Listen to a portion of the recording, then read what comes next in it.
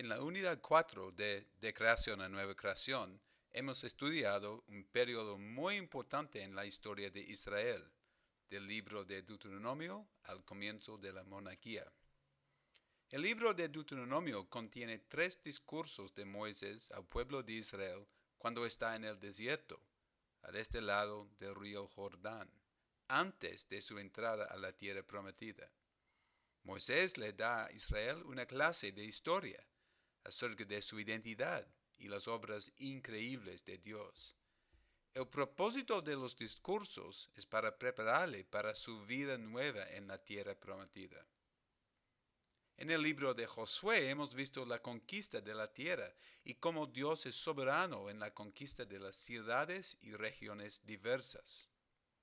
Jueces nos da la historia de Israel en la tierra prometida después de la conquista, la interacción entre Israel y otras naciones, su actitud a Dios y su infidelidad. Por el patrón de los pecados de Israel, el juicio de Dios, Israel se arrepiente, Dios envía a un juez o salvador y el periodo de paz y prosperidad. Hemos visto muchas veces que existe una necesidad de un salvador permanente, porque la salvación que viene por los jueces es suficiente solo para una generación o menos. El último versículo del libro de Jueces nos da un resumen del estatus de Israel, y no es un resumen positivo. Jueces 21, el versículo 25 dice: En estos días no había rey en Israel, cada uno hacía lo que bien le parecía.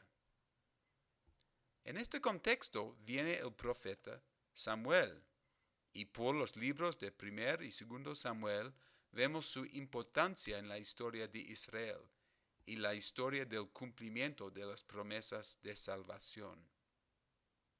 En este video vamos a estudiar un evento en la vida de Samuel, porque nos apoya a entender el futuro de Israel y una característica del pueblo de Israel que va a dominar la próxima época de su historia. Por favor, abre tu Biblia a 1 Samuel al capítulo 8 y, por favor, toca pausa en el video y leer 1 Samuel 8, todo el capítulo. Samuel es el líder de Israel. Hemos visto en el capítulo anterior que él es un juez. De hecho, él es el último juez de Israel. Pero tiene una preocupación. Tiene muchos años y Israel necesita un líder nuevo. Pero Samuel tiene una solución al problema.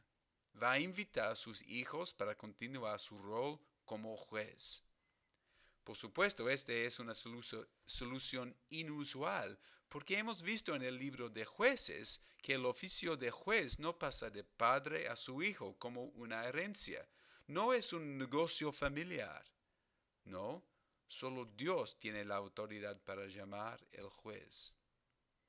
Pero los ancianos de Israel tienen otra preocupación. Es que los hijos de Samuel no son hombres piadosos. No tienen una reputación buena. Entonces, los ancianos tienen otra solución. Mira al versículo 5.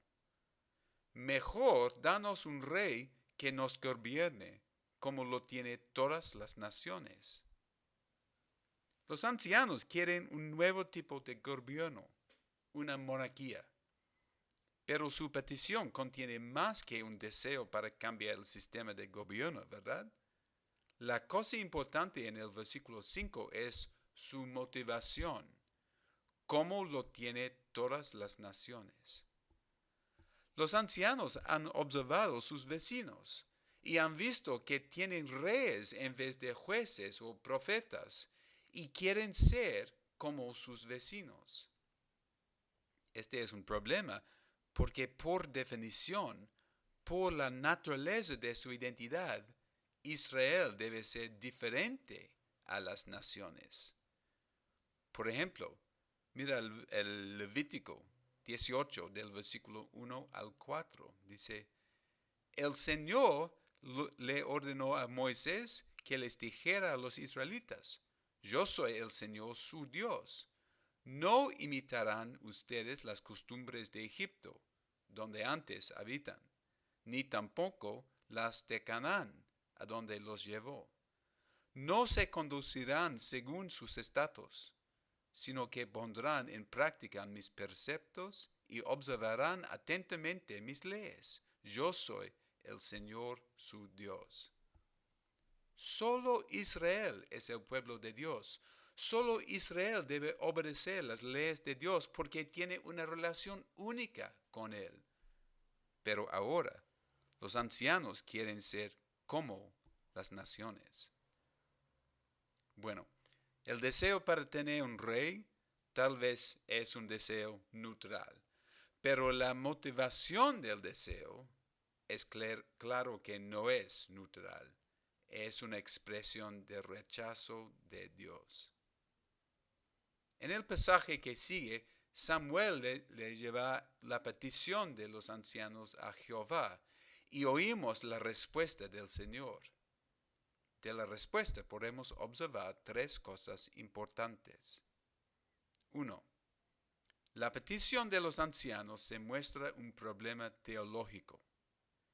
En el versículo 7, Dios le dice a Samuel: esta petición es un rechazo de la autoridad divina.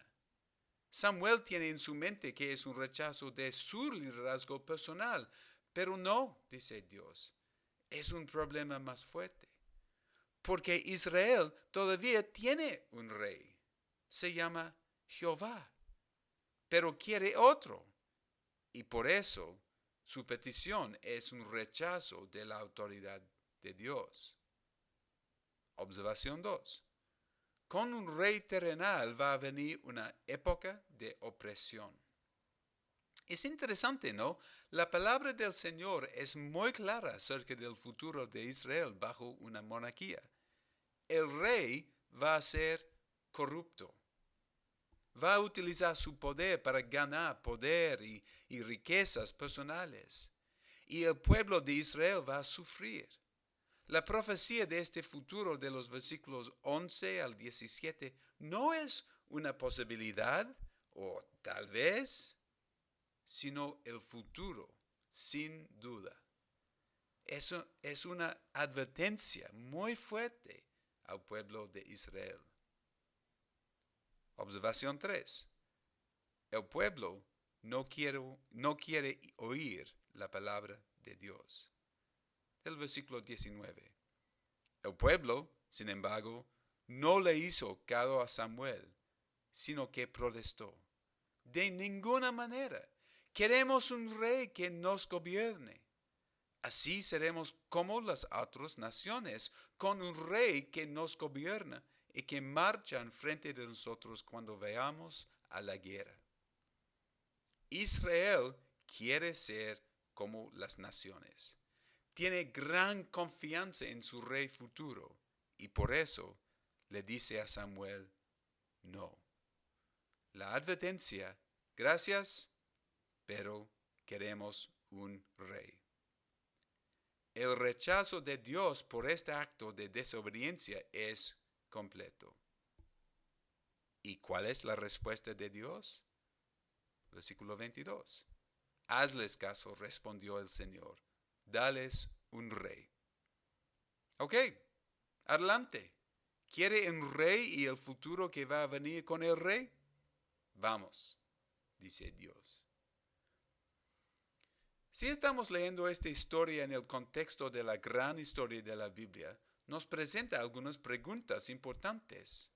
Por ejemplo, de Génesis 12 hemos visto la promesa de bendición a Israel y a las naciones por Israel. Pero ¿cuál es el futuro de las promesas y las bendiciones? El pueblo de Dios son activos en su rechazo de Jehová y por eso, ¿dónde está la esperanza? Hemos visto por el libro de Jueces que cada vez Israel se rebela contra Dios, hay una acción de misericordia para salvar el pueblo. Pero, ¿cuál será la acción salvífica? Y sabemos de los libros que siguen que el oficio de rey es muy importante. De hecho, vamos a ver las promesas y expectativas de un rey eterno. ¿Cómo estas promesas pueden tener su origen en un deseo de rebelión? En las siguientes unidades vamos a ver las respuestas a esta pregunta y más.